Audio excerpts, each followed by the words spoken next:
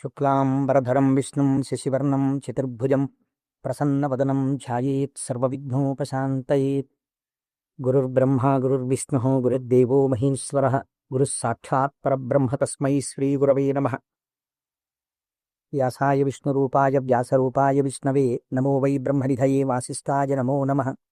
కూజంతం రామ రామేతి మధురం మధురాక్షరం ఆరుహ్య కవితా శాఖాం వందే వాల్మీకికోకిలం.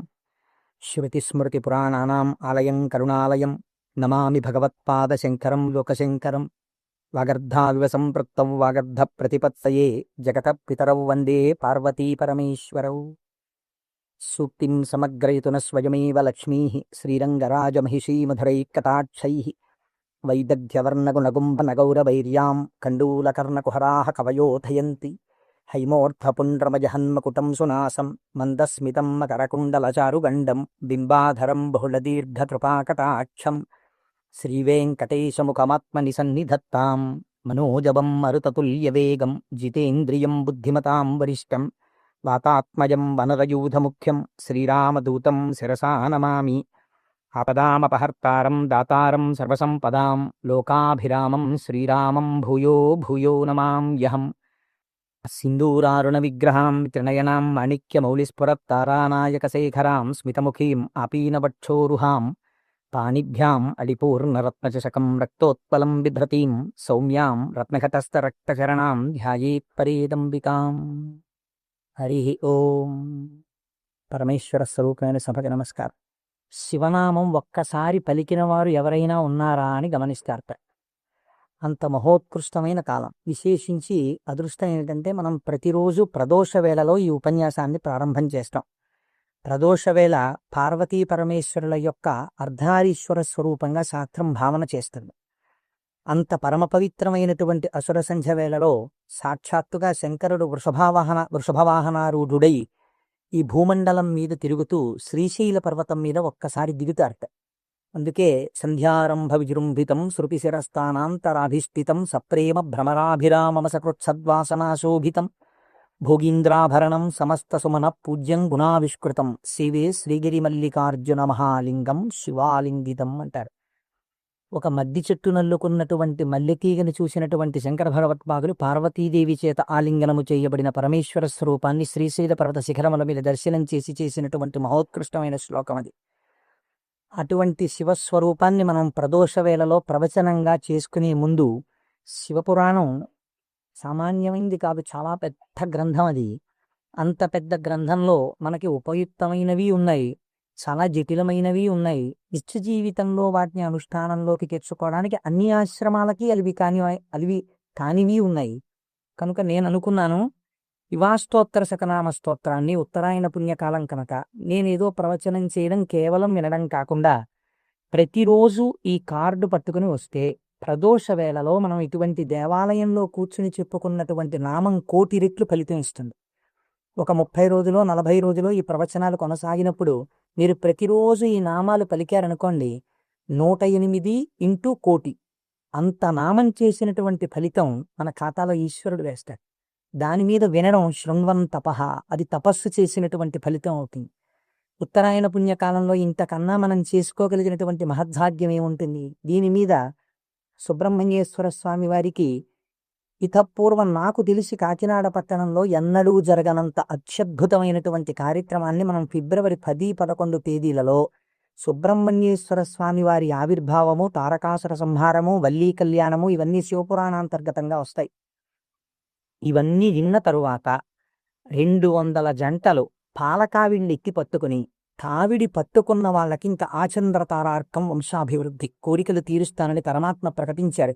ద్రవిడ దేశంలో అయితే కావిడి పట్టుకుని వెడుతుంటే సంతానము లేనటువంటి స్త్రీలు పడుకుని వారు దాటేటట్టుగా పడుకుంటారు. వారు దాటితే సుబ్రహ్మణ్యుడే దాటినట్టు. సంతానము కలగకుండా ఉన్నటువంటి ప్రతిబంధకము దానివల్ల తొలగిపోతుంది అని. అటువంటి ఉత్సవం నాకు తెలిసి జరగలేదు. పెద్దలిక పూర్వం ఎవరైనా చేసి ఉండవచ్చు. అటువంటి ఉత్సవాన్ని మనం ఫిబ్రవరి 11వ తారీఖున చేసుకోబోతున్నాం ఇక్కడ. ఆ రోజున సుబ్రహ్మణ్య సంబంధంగా ఒక గొప్ప హోమం జరుగుతుంది. సుబ్రహ్మణ్యుడికి పాలకావిళ్ళు పట్టుకొచ్చిన కావిళ్లల్లో పాలతోటే అభిషేకం జరుగుతుంది. అదే రోజున స్వామివారికి సాయంకాలం వల్లీ కళ్యాణం జరుగుతుంది. బహుశా వల్లీ కళ్యాణం జరగడం అన్నది మనం చాలా తక్కువగా చూసాం. వల్లీ కళ్యాణం ఆ రోజు సాయంకాలం ఇక్కడ జరుగుతుంది. ఇది కాకుండా ఇంకా కొన్ని విశేష కార్యక్రమాలు ఇందులో మన జీవితాలు ధన్యమయ్యేటట్టుగా అనుసంధానం చేస్తాం. ఆయా ఘట్టాలు వచ్చినప్పుడు వాటిని మీకు ముందుగానే విజ్ఞాపన చేస్తాను. కనుక శివపురాణాన్ని మనం శివాష్టోత్తర శతనామ స్తోత్రంతో అనుసంధానం చేసుకుంటే, ఈ ప్రవచనాలు అయిపోయిన తరువాత కూడా మీరు ఎప్పుడైనా ఇంటి దగ్గర కూర్చుని నామాలు చదువుకుంటుంటే మనస్సు తొందరగా రమిస్తుంది. ఎందుచేత అంటే శివో మహేశ్వర శంభు పినాకి శశిశేఖర అని చదవడం వేరు. శివ అనగానే మొదటి నామం దగ్గర నీకు కొన్ని విషయాలు జ్ఞాపకానికి వచ్చాయనుకోండి, మనస్సు ఏమవుతుందంటే అటు ఇటు వెళ్ళదు, అందులోకి వెళ్ళిపోయి ఏదో ఒక నామంలో ఒక ఘట్టం ఏదో మీకు జ్ఞాపకం వచ్చి దాని గురించి ఆలోచిస్తూ మీరు నామాలన్నీ చదివేశారనుకోండి, ఇప్పుడు మీరు 108 నామాలు దీక్షతో తపస్సుగా చేసిన ఫలితం వస్తుంది. అది అర్థం తెలియకుండా చదువుతున్నారనుకోండి, మనస్సు చించలమై ఎక్కడికో వెడితే నామం చెప్పిన ఫలితం ఉంటుంది, కానీ మనస్సు లగ్నం కాదు. మనస్సుని కూడా ఏకీకృతం చేసేటటువంటి ప్రయత్నంలో భాగంగా శివమహాపురాణాన్ని శివాష్టోత్తర శతనామ స్తోత్రంతో అనుసంధానం చేస్తే మనందరికీ ఎక్కువ ప్రయోజనకరంగా ఉంటుంది అని నాకు అనిపించింది. పైగా అందరూ చక్కగా ప్రదోష వేళలో శివనామని చెప్పేటటువంటి అదృష్టాన్ని పొందుతారనిపించింది. నేనంటాను, మీరు కూడా అనండి. ఇది అయిన తర్వాత నేను ప్రవచనం ప్రారంభం చేస్తాను. ఇవాళే కాదు, ప్రతిరోజు. ఇవాళంటే కొద్దిగా మనకి ప్రారంభం కాబట్టి ఆలస్యం అయింది, రేపటి నుంచి అలా ఉండరు ఖచ్చితంగా. ఎందుకంటే ప్రదోష వేళలో ఈ నామాలు చదవాలి కాబట్టి 6:30 అయ్యేటప్పటికి నామాలు చదవడం ప్రారంభం చేసేస్తాం. ఎందుకంటే ప్రదోష వేళలో చదివినటువంటి దాని ఫలితం మీరు శివమహాపురాణంలో విందురు గాని, దాని శక్తి ఎలా వెళ్ళిపోతుందో చూద్దురు గాని. ధ్యాన శ్లోకం చెప్పండి. ధవలవపుషమిందోర్ మండలే సన్నివిష్టం భుజగవలయహారం భస్మదిగ్ధాంగమీశం మృగయ పరశుపాణిం చారు చంద్రార్ధమౌళిం హృదయ కమల మధ్యే సంతతం చింతయామి. శివో మహేశ్వర శంభు పినాకీ శశిశేఖర వామదేవో విరూపాక్షః కపర్దీ నీలలోహితః శంకరః శూలపాణిశ్చ ఖట్వాంగీ విష్ణువల్లభః శపి విష్ణోంబికానాథః. శశి విష్ణు కాదండి, అది పొరపాటు పడింది. శపి విష్ణోంబికానాథః శ్రీకంఠో భక్తవత్సలః భవః సర్వస్త్రిలోకేశః సితికంఠః శివాప్రియః ఉగ్రకపాలీ కామారీ అంధకాసురసూదనః గంగాధరో లలాటాక్షః తాళకాలః కృపానిధిః భీమః పరశుహస్తశ్చ మృగపాణిర్జటాధరః కైలాసవాసీ కవచీ కఠోరస్త్రిపురాంతకః వృషాంకో వృషభారూఢో భస్మోద్ధూళిత విగ్రహః సామప్రియః సర్వమయః త్రైమూర్తిరనీశ్వరః సర్వజ్ఞ పరమాత్మా చ సోమసూర్యాగ్నిలోచనః హవిర్యజ్ఞమయః సోమః పంచవక్త్రః సదాశివః విశ్వేశ్వరో వీరభద్రో గణనాథ ప్రజాపతిః హిరణ్యరేతా దుర్ధర్షో గిరిశో గిరీశో నగః భుజంగభూషణో భర్గో గీధన్వీ గిరిప్రియః కృత్తివాసాః పురారాతిః భగవాన్ ప్రమదాధిపః మృత్యుంజయః సూక్ష్మతనుః జగద్వ్యాపీ జగద్గురు వ్యోమకేశో మహాసేన జనకశ్చారు విక్రమ మహాసేన జనకశ్చారు విక్రమ రుద్రో భూతపతిస్థాను అహిర్భూత్న్యో దిగంబర అష్టమూర్తిరనీకాత్మా సాత్విక శుద్ధ విగ్రహ శాశ్వత ఖండపరశు అజపాస విమోచక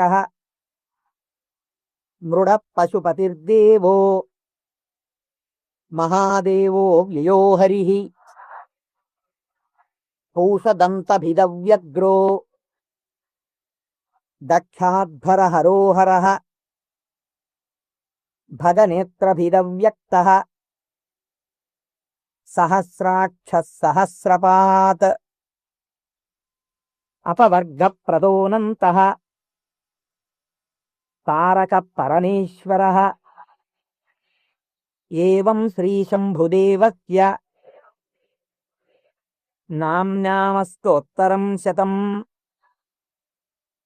శ్రీ శివాష్టోత్తర శతనామస్తోత్రం సమాప్తం.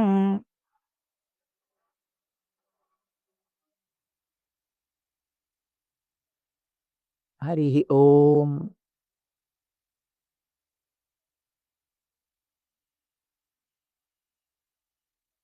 శివ అన్న శబ్దమే చాలా గొప్పది.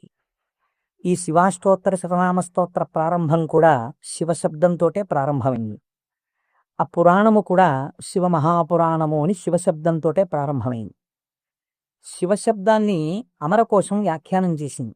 అమరకోశం అంటే మనకి సాధికారికమైనటువంటి గ్రంథము. చిత్రం ఏమిటంటే దాన్ని రచించినటువంటి వారు జైనుడు. అమరసింహుడు అనబడేటటువంటి ఒక జైనుడు ఆయన అమరకోశాన్ని రచించి దానితో పాటుగా అనేక గ్రంథాలని రచించారు. కానీ వారు శంకర భగవత్పాదాచార్య స్వామి వారితో వాదనకి దిగినప్పుడు శంకరుల చేతిలో ఓడిపోయారు. ఓడిపోయినప్పుడు ఆయనకి బాధ కలిగింది. నేను శంకరాచార్యుల వారి చేతిలో ఓడిపోయాను కనుక నేను రచించినటువంటి గ్రంథములన్నీ కూడా పనికిమాలినవైపోయాయని ఆయన ఆ గ్రంథములన్నింటినీ తగలబెట్టేశారు. తగలబెట్టేసినప్పుడు శంకర భగవత్పాదాచార్య స్వామి వారికి తెలిసి, వారు బహు కారుణికులు, కారుణ్యమూర్తి శంకరులంటే, వారు గబగబా వచ్చి, ఎంత పని చేశావయ్యా, గ్రంథాలను ఎందుకు తగలబెట్టేశావు అని ఉన్న ఒకే ఒక గ్రంథం, మిగిలిపోయినటువంటి గ్రంథం అమరకోశం. అమరకోశానికి ఉన్నటువంటి గొప్పతనం ఏమిటంటే అది మన సనాతన ధర్మమునకు సంబంధించినటువంటి నామముల విషయంలో ఏ పక్షపాతం లేకుండా చక్కగా శృతి ఎలా ప్రతిపాదించిందో, స్మృతులు పురాణములు ఎలా ప్రతిపాదించాయో, తాత్వికమైనటువంటి విషయాల్ని, నామములకు అనేకమైన విషయములకు ఉండేటటువంటి అర్థాల్ని అలా ప్రతిపాదన చేశాడు అమరసింహుడు. దాన్ని అమరకోశము అని పిలుస్తారు. మనం ఏదైనా ఒక విషయాన్ని ప్రతిపాదన చేసే ముందు సాధారణంగా ఒక్కసారి అమరకోశాన్ని చూస్తూ ఉంటారు. శివశబ్దాన్ని అమరకోశం వ్యాఖ్యానం చేసింది. శివ అన్న మాటని ఏ విధంగా మనం అర్థం చేసుకోవలసి ఉంటుంది అంటే, అమరకోశంలో దాని గురించి అనేక రకాలైనటువంటి అర్థాలు చెప్పారు. అసలు ఈ అర్థం ఏమిటో మీకు తెలిస్తే తప్ప, లేదా నాకు తెలిస్తే తప్ప, మనం దాని గురించి కొద్దిగా అర్థం చేసుకునే ప్రయత్నం చేస్తే తప్ప అసలు శివ అనేటటువంటి నామానికి ఉన్న అర్థం తెలియదు. ఎందుకంటే శివ శివ అని రెండు శబ్దములు మనకి లోకంలో నానుడిలో ఉన్నాయి. శివ అంటే శంకరుడు, శివ అంటే పార్వతీదేవి, ఆయన యొక్క శక్తి స్వరూపం. శివ అంటే అమరకోశం అంటుంది శామ్యతి పరమానంద రూపత్వ నిర్వికారో భవతీతి శివ. నిర్వికారుడై, నిర్వికారుడు అంటే మనకి వికారములు ఉంటాయి. నేను తరచూ మీకు ప్రస్తావన చేస్తుంటాను. ఈ జగత్తులో ఉన్నటువంటి సమస్త ప్రాణులకు, సమస్త జీవులకు 6 వికారములు ఉంటాయి. ఇవి షడ్వికారములు అంటారు. కాలములో ఏదైనా వచ్చిందనుకోండి, దానికి పుట్టినటువంటి తేదీ అని ఒకటి ఉంటుంది. పుట్టిన తేదీ అన్నది పడినది అంటే మీరు ఒకటి గుర్తుపెట్టుకోవాలి, అది షడ్వికారములకు లోనైపోతుంది. ఈ భావన మీ మనస్సులో బాగా రూఢమైందనుకోండి, బాగా పూనుకుందనుకోండి, అసలు సగానికి సగం లోకం పట్ల ఉండేటటువంటి తాదాత్మ్యత తగ్గిపోతుంది. ఇది కేవలం వినడానికి విన్నారనుకోండి, దీని వలన వచ్చేటటువంటి ప్రయోజనం తక్కువగా ఉంటుంది. ఇది బాగా లోపల జీర్ణమైందనుకోండి, మీకు అనేక విషయాలు అర్థం అవుతాయి. మీరు ఒక్కసారి గమనించండి, షడ్వికారములలో ఇక పూర్వం మీరు ఆ వస్తువుని చూడలేదు, కానీ ఆ వస్తువు, ఆ ప్రాణి, ఆ జీవుడు ఒకానొక కాలమునందు ఈ లోకములో పుట్టింది. కాబట్టి ఇప్పుడు దానికి జన్మము అన్న తేదీ ఒకటి వచ్చింది కాలంలో. సరే, కాలం అన్నది యథార్థమా అంటే బీజస్యాంతరివంకురో జగదిదం ప్రాంగిర్వికల్పం పునః మాయా కల్పిత దేశకాల కలనా వైచిత్ర చిత్రీకృతం అన్నారు శంకరాచార్యులు వారు. ఆ తత్వ పరిశీలనాన్ని పక్కన పెడితే ఒక జన్మ తేదీ ఉంది. ఈ జన్మ తేదీలో ఒక ప్రాణి కనపడగానే శాస్త్రం అంది 6 విషయాలు గుర్తుపెట్టుకో. ఇక పూర్వము లేనిది పుట్టినది. పుట్టినది మీరేమనాలి? ఎవరో పిల్లాడు పుట్టాడు, వాడు ఏడుస్తున్నాడు. పిల్లాడు ఉన్నాడండి. పుట్టిన పిల్లాడు ఏడవలేదు. అయ్యో ఏమిటి పిల్లాడు ఏడవట్లేదు అని కలిపి చూశారు. కలిపి చూస్తే డాక్టర్ గారు వచ్చారు, స్టెప్ పెట్టారు, ఊపిరి తీయట్లేదు, నల్లగా అయిపోయి ఉన్నాడు. అయ్యో అమ్మా, నీకు మృత శిశువు జన్మించాడు అన్న. కాబట్టి పుట్టినది. అసలు రెండో వికారం ఉంటుంది, ఉన్నది భవతి అనగా ఈ లోకములోకి వచ్చినప్పుడు అది ఉన్నది. అసలు ఉన్నది అని మీరు అనాలంటే అక్కడే శివ శబ్దం ప్రారంభం, మంగళత్వం. ఉన్నది, ఉన్నది అలాగే ఉండాలా? అలా ఉండదు, పెరగాలి. పెరిగినది, పెరిగినది పెరుగుతూ వెళ్ళిపోతుందా? నేనున్నాను, ఎవరి మీదో ఎందుకు పెట్టి చెప్పాలి? కోటేశ్వరరావు అనబడేటటువంటి ఈ శరీరమే ఒక డేటు, ఈ డేట్ చెప్తే ఏమవుతుందంటే ఆ రోజు పుట్టినరోజు కానీ చాలా మంది పాపం ఇచ్చేసి చాలా అలవాటు చేస్తున్నారు. అందరూ భయం వేస్తుంది నాకు ఆ డేట్ చెప్పడానికి. ఏదో 14/7/1959కి ముందు ఈ శరీరం లేదు. 14/7/1959లో ఈ శరీరం వచ్చింది. కాబట్టి ఈ శరీరం వచ్చినది ఉన్నది, ఏడిచింది అమ్మ కడుపులో నుంచి వచ్చి. అలాగే ఉందా? మా అమ్మ కడుపులో నుంచి వచ్చినప్పుడు ఎలా ఉన్నానో అలా ఉన్నానా? పెరిగినది. అబ్బో, ఎంత ధ్వజస్తంభం అంత పెరిగిపోయింది ఈ శరీరం. పెరిగినది. ఇది ఇలా పెరుగుతూ ఉంటుందా? ఉండదు, తరిగినది. మీరు నన్ను ఒక 20 సంవత్సరాల తర్వాత చూశారనుకోండి, ఇది తరిగిపోతుంది. ఈ శరీరం వడిలిపోయి క్షీణించిపోవడం ప్రారంభమైపోతుంది. తరిగినది. తర్వాత ఆయనేనా ఈయన అనవలసి వస్తుంది, మార్పు చెందినది. బాగా క్షీణించిపోయి ఇప్పుడున్నంత శరీరం ఉండదు. అయ్య బాబోయ్, అప్పుడు ఎంత ఉండేవారండి మనిషి, ఆయన ఈయన అటుకంత అయిపోయారండి అంటాం. కాబట్టి మార్పు చెందినది, తరిగినది. ఇంకా కొంతకాలం అయిపోయిన తర్వాత నశించిపోయినది. ఇది శరీరం అంత్యేష్టి సంస్కారం చేయబడిపోతుంది. కాబట్టి ఈ 6 వికారములు సమస్త ప్రాణులకు ఉండి తీరుతాయి. జన్మ తేదీ ఉన్నది, చిట్ట చివరి వికారమునకు కూడా సమయం ఉన్నది. ఈ మధ్యలో ఈ 6 వికారములు నడుస్తూ ఉంటాయి. ఈ 6 వికారములన్నది లేనిది ఎవరైనా ఉన్నదా? ఉన్నది. అలా ఉన్నదేదో అదే శివ. అది కాలములో పుట్టలేదు, కాలములో పెరగలేదు, కాలములో ఉండలేదు, కాలములో తరగదు, కాలములో నశించదు. ఎవరి నుండి వచ్చినదో, ఎవరి ఎందు పెరిగినదో, ఎవరి ఎందు లయించిపోతున్నదో వాడు మాత్రం అలా ఉండిపోతున్నాడు. మేకలు వేయింజన్నను భాసురముగనొక్క కోటి పర్ణం బెక్కున్, ఆ కోతులు వేయింజన్నను కోకోని కొంకినక్క కోయని కూర్చొని అంటారు జానపదులు. అందరూ వస్తారు, వెళ్ళిపోతాయి లోకాలన్నీ. చివరికి వెళ్ళిపోయిన లోకాలన్నీ ఎవరిలోకి వెళ్ళిపోయాయి? వాడు లయించిపోతాడా? వాడు లయించిపోడు. వాడిలోకి అన్ని వెళ్ళిపోయి వాడు ఉండిపోతున్నాడు. అలా ఉండిపోయిన వాడెవడు? వాడు పరబ్రహ్మము. వాడికి శాశ్వతుడు, వాడికి కదలిక లేదు. వాడు ముందున్నాడు, చివరా ఉన్నాడు. అలా ఉన్నవాడెవడో వాడు నిర్వికారుడు. వాడికి వికారములు లేవు. వాడికి వికారం లేదు కాబట్టి వాడు ఎలా ఉంటాడు? వాడి జుట్టు తెల్లబడదు కదండు, వాడికి ముసలితనం లేదు, కాలము లొంగదీయలేడు. కాబట్టి ఇప్పుడు వాడు నిత్య యవ్వనుడు. అందుకే శివుడి గురించి చెప్పినా, అమ్మవారి గురించి చెప్పినా మనం ఏం చెప్తామంటే నమశివాభ్యాం నవయవ్వనాభ్యాం అంటాం. ఈ శ్లోకం మా ముత్తాత గారు చెప్పారు, అప్పుడు నవయవ్వనులేవాళ్ళు. మా తాతగారు చెప్పారు, అప్పుడు నవయవ్వనులేవాళ్ళు. మా ముత్తాత గారు వెళ్ళిపోయారు, మా తాతగారు వెళ్ళిపోయారు, మా తండ్రి గారు చేశారు కొంతకాలం ఆ శ్లోకాలు, మా తండ్రి గారు వెళ్ళిపోయారు. ఇప్పుడు నేను చేస్తున్నాను. నేను చెప్పిన నమశివాభ్యాం నవయవ్వనాభ్యాం పరస్పరాశ్లిష్టవపుద్ధరాభ్యాం. అదేమిటండి, మా ముత్తాతగారు, తాతగారు, తండ్రి గారు, నేను 4 తరాలు మారిపోయా, ఇంకా నవయవ్వనాభ్యాం నేనే. ఆ శ్లోకం మార్చద్దా? వృద్ధాప్యం రాదా? రాదు. ఎందుకు రాదు? మీరు కాలమునకు వశులై కాలమునందు మార్పు మీకు వస్తుంది. కాల స్వరూపములో మీ యందు మార్పులు తెచ్చేవాడెవడున్నాడో వాడు మార్పునకు అతీతుడుగా సాక్షిగా ఉన్నాడు. కదిలే వస్తువుకి కదలని వస్తువు ఆధారమై ఉంటుంది. మీరు బాగా జ్ఞాపకం పెట్టుకోండి. కదిలే వస్తువుకి గడియారానికి ఉన్నటువంటి పెంజులం ఊగాలనుకోండి, పెంజులంని పట్టుకున్నటువంటి స్ప్రింగ్ ఊగకూడదు. స్ప్రింగ్ కూడా ఊగడం మొదలెట్టింది అనుకో, ఇంకేంటి అలా ఊగదు. స్ప్రింగ్ నిలకడగా ఉంటుంది, పెంజులం ఊగుతూ ఉంటుంది.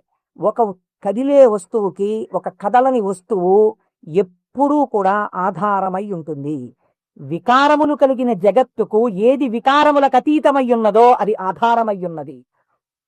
దాని యందే ఈ సమస్త జగత్తు పుట్టి పెరిగి లయించుచున్నది.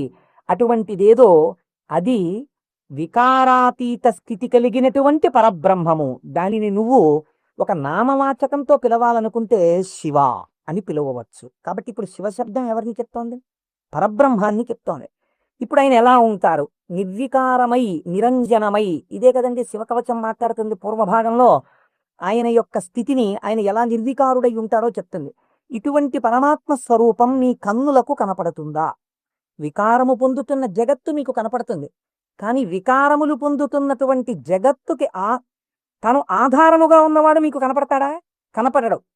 ఈయనకి ఒక రూపం తీసుకొచ్చి చూస్తే అలా ఉంటాడు. అంటే అమరకోశంలో ఎంత అందంగా మాట్లాడాడో చూడండి అమరసింహుడు. పరమానంద రూపత్వ, ఆయన పరమానందమును పొందుతూ ఉంటాడు. ఎందుకని? మన అందరికీ సుఖ దుఃఖాలని గంధాలు ఉంటాయి, ఎప్పుడూ ఆనందంతో ఉండం. ఆయనకి వికారాలు ఏమీ లేవు, అందుకని ఆయన ఎప్పుడూ పరమానందంతో ఉంటాడు. ఎక్కడుంది పరమానందం? బయట ఉన్న వస్తువుల వల్ల ఆనందం కాదు, లోపలే ఉంది ఆనందం. ఆ ఆనందంతో తన్మయాన్ని పొందుతూ ఉంటాడు. అది నోటితో చెప్పడం కుదరదు. ఇప్పుడు ఎలా చెప్పాలి అంటే, పద్మాసనం వేసుకుని చేతులు రెండు ఇలా పెట్టుకుని కన్నులు ఇలా అరమోట్పు కన్నులతో ఉండి తనలో తాను రమిస్తూ కనపడుతుంటాడు. శంకరుడి యొక్క ఫోటో మీరు చూశారనుకోండి, చూస్తే ఆయన అరమోట్పు కన్నులతో కూర్చుని సంతోషంతో ఆనందంతో ఉన్నట్టుంటాడు. ఇందులో ఇంకా లోకరక్షణ హేతువుగా అభయముద్ర పట్టినట్టుగా ఉండి ఆయన అరమోట్పు కన్నులతో ఆనందంతో రమించిపోతున్నట్టుగా ఉంటుంది శివస్వరూపం. అంటే ఘనీభవించినటువంటి ఆనంద స్వరూపమే పరమాత్మ యొక్క స్వరూపం. పరమాత్మ నిత్యానందము ఏది ఉన్నదో దాన్ని రాశీభూతం చేస్తే అదే శివ. కాబట్టి ఇప్పుడు పరమాత్మ యొక్క స్వరూపమేమి? ఆనంద ఘనమే పరమాత్మ. కాబట్టి ఇప్పుడు ఆయన అన్ని వికారములకు అతీతుడై తనలో తాను రమించిపోతూ ఆనందపడిపోతూ ఉండేవాడెవరో. అంటే కదలిక ఉండదు ఇంకా మనస్సులో, అన్ని అరికట్టి లోపల ఉన్నటువంటి ఆనందంతో తాను కలిసిపోయి తానే చిదానంద రూపుడై ఉంటాడు. దీనికి మీకు పోలిక చెప్పాలంటే ఒక్కటి కుదురుతుంది. మనం కదులుతున్నటువంటి తరంగములు కలిగిన సరోవరాలం. మీరు చూడండి, అందుకే నిద్ర లేవగానే ఏది ప్రారంభం అవుతుంది పనిచేయి మీకు ప్రారంభంలో. నిద్ర లేచారు అనగానే, నిద్ర లేవడం అంటే ఏమిటో తెలుసా అండి? శరీరం లేవడం కాదు. ముందు ఏది లేస్తుందో తెలుసా? పరమాత్మతో రమిస్తున్నటువంటి మనస్సు విడివడుతుంది. విడివడి అది సంకల్ప వికల్ప సంఘాతం. అది వెంటనే ఒక ఆలోచన మొదలెడితే, మొదట ఆలోచన ఏంటి? తెల్లవారితే. ఈ తెల్లవారిపోయిందన్న మొట్టమొదటి ఆలోచన అది చెయ్యగానే నిర్మలంగా ఉన్నటువంటి నీళ్ళ దగ్గరికి వెళ్ళి మీరు ఒక చిన్న రాయి తీసుకుని ఇలా వేశారనుకోండి, అదేం చేస్తుందంటే ఇలా ఒక తరంగం కదిలి అలా వెడికింది. ఇది ఒక్కటే వెళ్ళదు, ఇది వెడుతూ ఇంకో తరంగాన్ని తయారు చేస్తుంది. అలా కదులుతూ తరంగాలుగా ఒక కదలిక రాగానే ఇంకో కదలిక వస్తుంది. తెల్లవారిపోయింది, ఇవాళే నువ్వు శివమహాపురాణం మొదలెట్టాలి, ఇవాళే నువ్వు ఫలానా వాళ్ళ ఇంటికి వెళ్ళి ఒక్కసారి ఆశీర్వచనం చెయ్యాలి, తీసావా తెల్లవారిపోతోంది గబగబా సంధ్యావందనం చెయ్యాలి. ఒకదాని వెనక ఒకటి సంకల్పాలు వచ్చేస్తాయి. ఇవి సుఖములకు దుఃఖములకు కూడా హేతువులు అవుతుంటాయి. ఈ సంకల్పాతీతుడై సంకల్పములు దేనిలోంచి పుడుతున్నాయో అది తానై నిరంజన స్వరూపమై ఆనంద ఘనమై కూర్చున్నవాడెవరో వాడు పరమాత్మ, వాడు శంకరుడు. కాబట్టి శివుడు ఆయన ఇక్కడే సమస్తాన్ని చూస్తుంటాడు. అటువంటి ఆనంద ఘనమునకు శివ అని పేరు. ఇప్పుడు దీనివల్ల మీకేం తెలుస్తోంది? మనుష్య జన్మ యొక్క చిట్ట చివరి ప్రయోజనమేమి? ఆ ఆనందము మీరే అగుక. అటువంటి ఆనంద స్వరూపులుగా మీరు మారడమే మనుష్య జన్మ యొక్క ప్రయోజనం. దానికే మోక్షము అని పేరు. కాబట్టి ఇప్పుడు అటువంటి మోక్ష స్థితిని పొందాలనుకున్న వాళ్ళకి ఎవరు ఆరాధ్య దైవము? శివుడే. కాబట్టి శివయోకోధ్యేయ శివంకర. కాబట్టి ఏమండి మీరు చెప్పింది బాగుంది, కానీ మేము గృహస్థాశ్రమంలో ఉన్నాం కదా, మాకు భార్య బిడ్డలు ఉన్నారు కదా, మాకు సంకల్పాలు ఏవి వద్దు అని మేమందరం కూడా ఇలా ముక్కు మూసుకుని లేచిన దగ్గర నుంచి ఏదో సంధ్యావందనం చేసుకుని ఒక పూజా మందిరంలో ఇలా కూర్చుండిపోతే మనస్సుని అంతర్ముఖం చేసే ప్రయత్నం చేస్తూ ఏదో లోపల ఉన్నటువంటి ఆ వస్తువుని కనిపెట్టే ప్రయత్నం చేస్తూ మేము ఉండిపోతే నా భార్య పరిస్థితి ఏమిటి, నా పిల్లల పరిస్థితి ఏమిటి? అసలు మరి గృహస్థాశ్రమంలో ఉండి కొన్ని కోరికలంటూ ఉంటాయి కదా, మరి తప్పదు కదా. అప్పుడు ఈ స్వరూపాన్ని పట్టుకుంటే ఉపయోగమే ఉండదా? ఇంకేమీ అలా కోరికలు తీర్చడాలు అలా ఏమి ఉండవా? కేవలం ఆనందం మోక్షం ఇంటి అనే పరిస్థితి కాదు కాదు. అమరకోశం అంది వెంటనే మళ్ళీ చేరతే సజ్జన మనాం స్మృతిగా ఈయన యందు సజ్జనుల యొక్క మనస్సు రమించుచుండును. ఈ మాటని మీరు చాలా గట్టిగా పట్టుకోవాల్సి ఉంటుంది. మీకు చూడండి, నేను ఇంతకన్నా మీకు ఉదాహరణ చెప్పడానికి సాధ్యం కాదు. ఇంకా వంటింట్లో ఒక పంపు ఉంటుంది, బాత్రూంలో ఓ పంపు ఉంటుంది, వరండాలో ఒక పంపు ఉంటుంది వాష్ బేసిన్ దగ్గర. మీకు ఇంకా అవసరం అనుకున్నారనుకోండి, ఏదో మీరు భోజనాలు చేసే గదిలో చేతులు కడుక్కోవడానికి ఒక పంపు ఉంటుంది. ఇన్ని పంపుల్లోనూ మీకు ఏకకాలమునందు ఎక్కడ విప్పినా నీళ్లు రావాలనుకోండి, ఏది నింపాలి? ఏ పంపు గొట్టంలో నీళ్లు పోస్తారా? ఓవర్ హెడ్ వాటర్ ట్యాంక్లో నీళ్లు పోస్తారు. ఓవర్ హెడ్ వాటర్ ట్యాంక్లో నీళ్లు పోస్తే అన్ని పంపుల్లోనూ నీళ్లు వచ్చినట్టు శివస్వరూపాన్ని పట్టుకుంటే అది ఏ రూపంగా, ఏ రకంగా, ఏ విభూతితో, ఏ లక్షణంతో, ఏ గుణంగా మీ మనస్సు ఇష్టపడిన ఏ విధానంగా ఒక్కదాన్ని మీరు పట్టుకుని రమించిపోవడం ప్రారంభించినా అది మీకు కావలసిన సమస్తాన్ని ఇస్తుంది. అలా ఇవ్వగలదు. దానికి ఆ శక్తి ఉన్నది. అది మిమ్మల్ని కాపాడుకుని వస్తుంది.